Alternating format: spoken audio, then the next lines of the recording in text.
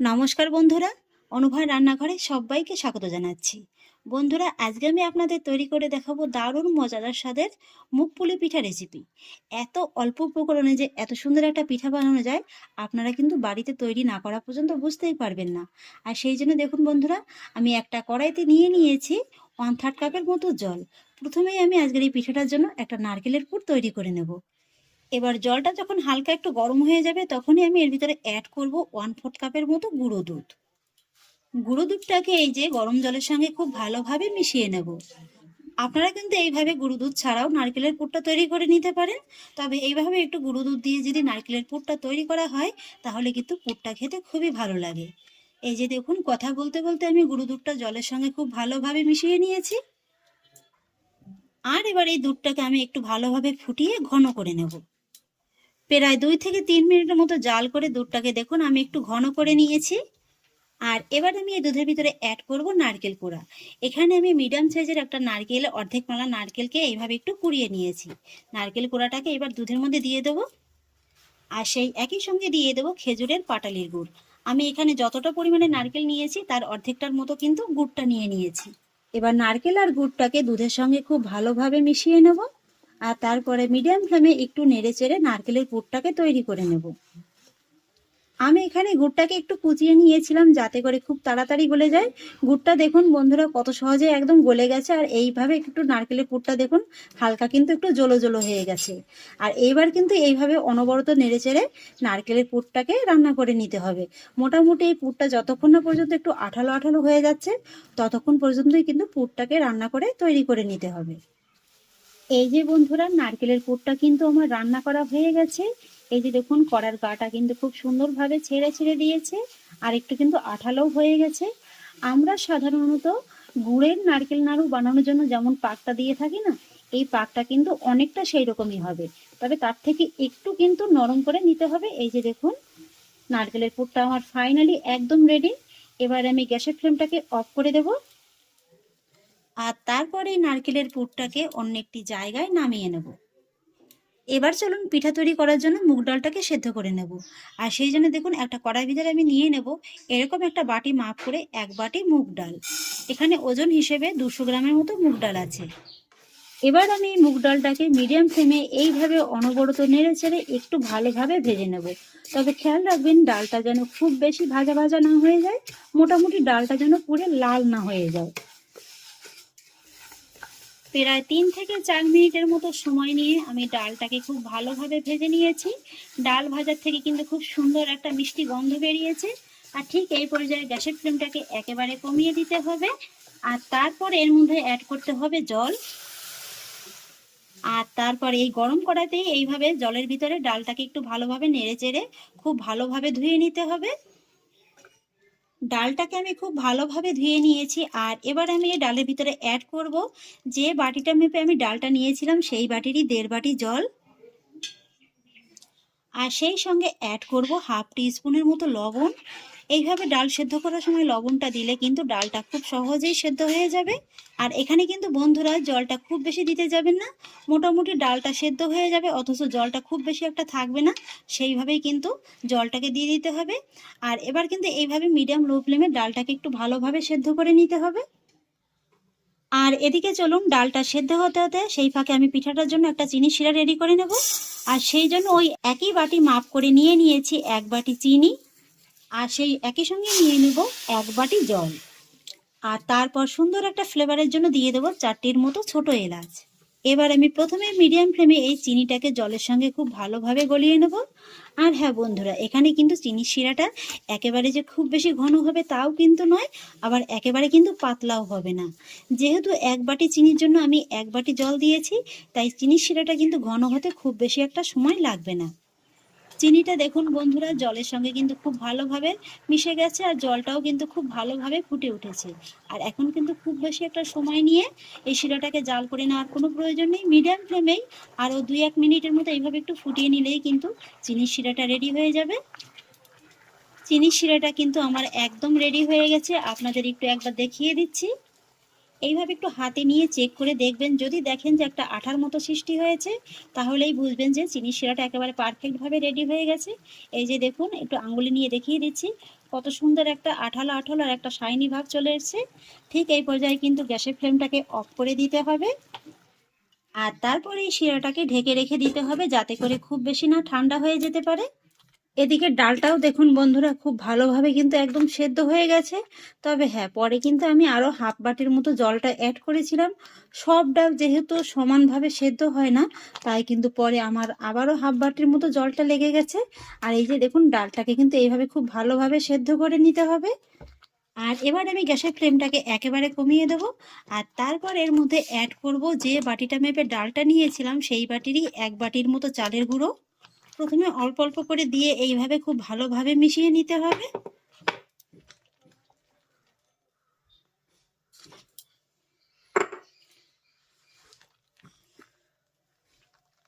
চালের গুঁড়োটা দেখুন আমি কিন্তু খুব ভালোভাবে মিশিয়ে নিয়েছি।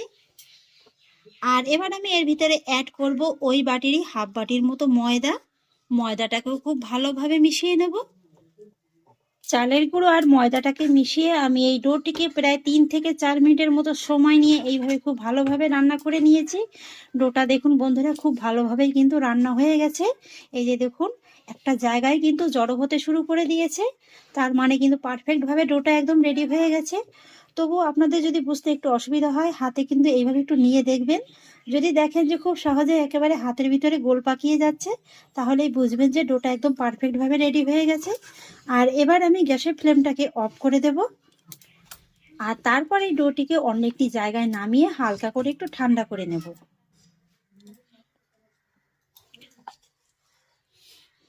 পুরো ডোটিকে আমি খুব ভালোভাবে নামিয়ে নিয়েছি। আর এখন যেহেতু ডোটা খুবই গরম আছে, তাই কিন্তু হাত দিয়ে এভাবে ধরা যাবে না, তাই হালকা করে কিন্তু একটু ঠান্ডা করে নিতে হবে। ডোটিকে আমি হালকা করে একটু ঠান্ডা করে নিয়েছি, আর এবার আমি ডো থেকে এইভাবে হাতে অল্প একটু করে নিয়ে নেব। তারপরে এইভাবে কিন্তু হাতের সাহায্যে খুব ভালোভাবে একবার মেখে নেব। তবে হাতে আপনারা কিন্তু সামান্য একটু ঘি কিংবা সাদা তেল মেখে নেবেন। এইভাবে কিন্তু হাতের ভিতরে একটু ভালোভাবে মেখে নিতে হবে। ডোটিকে হাতে এইভাবে আমি খুব ভালোভাবে একটু মেখে নিয়েছি।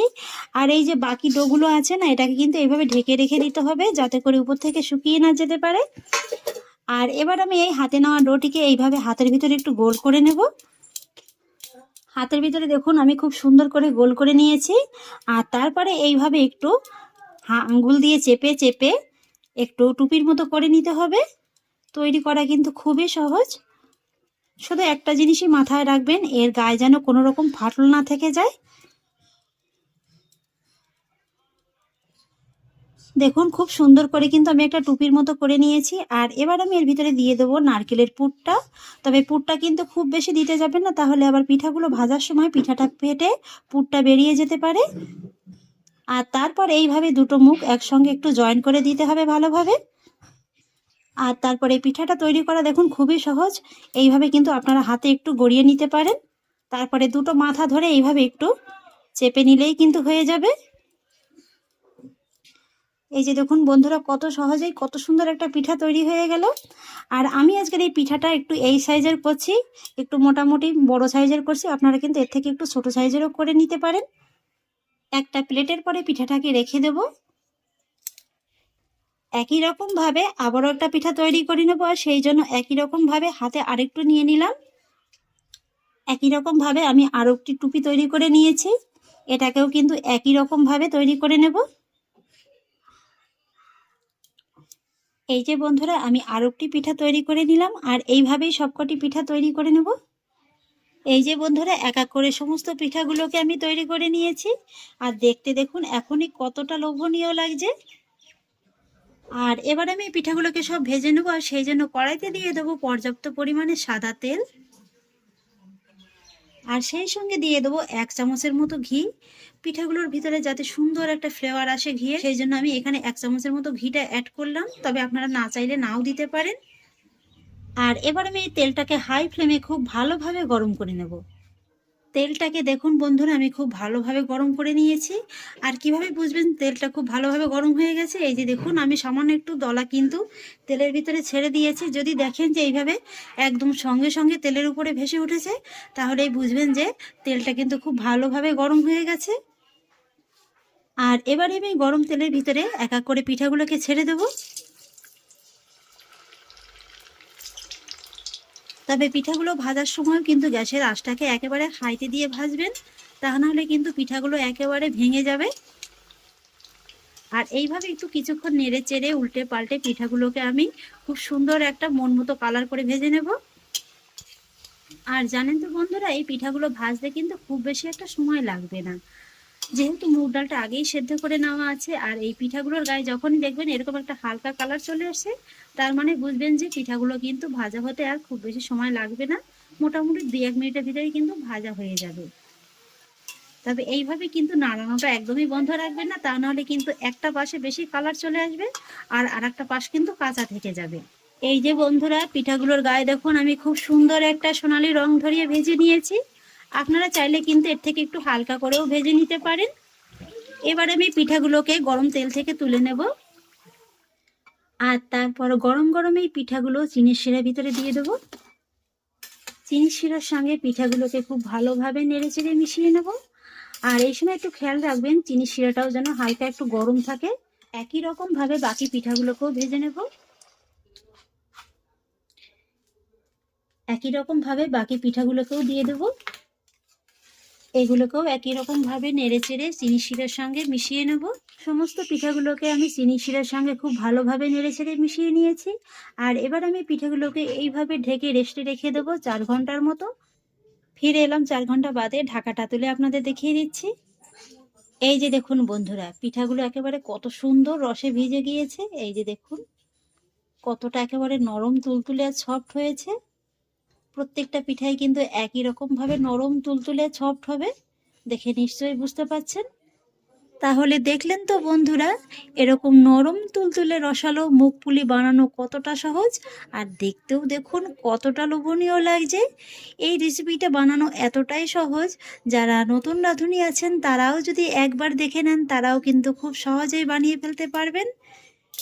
আপনাদের একবার দেখিয়ে দিচ্ছি যে এগুলো কতটা নরম হয়। এই যে দেখুন, চাপ দেওয়ার আগেই কিন্তু একেবারে ভেঙে যাবে, দেখে নিশ্চয়ই বুঝতে পারছেন।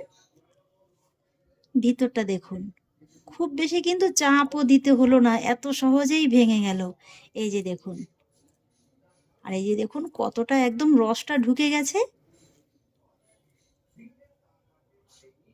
এরকম নারকেলের পুরে ঠাসা মুগপুলি শীতের সন্ধ্যায় কিন্তু একেবারে জমে ক্ষীর হয়ে যাবে। তাহলে আশা করছি বন্ধুরা, আমার আজকের এই সহজ পিঠার রেসিপি আপনাদেরও খুব ভালো লেগেছে। এই শীতে একবার হলেও এই পিঠাটি বানিয়ে খেয়ে দেখতে পারেন, কথা দিচ্ছি বারবারই কিন্তু খেতে মন চাইবে। আর আমার আজকের এই রেসিপিটি যদি আপনাদের একটু হলেও ভালো লেগে থাকে, তাহলে আমাকে অবশ্যই একটা লাইক এবং কমেন্ট করবেন, সেই সঙ্গে বন্ধুদের সঙ্গে শেয়ার করবেন। আর প্লিজ বন্ধুরা, যদি আমার পরিবারের নতুন সদস্য হয়ে থাকেন, তাহলে একটা সাবস্ক্রাইব করে পাশে থাকা বেল আইকনটি প্রেস করে দেবেন।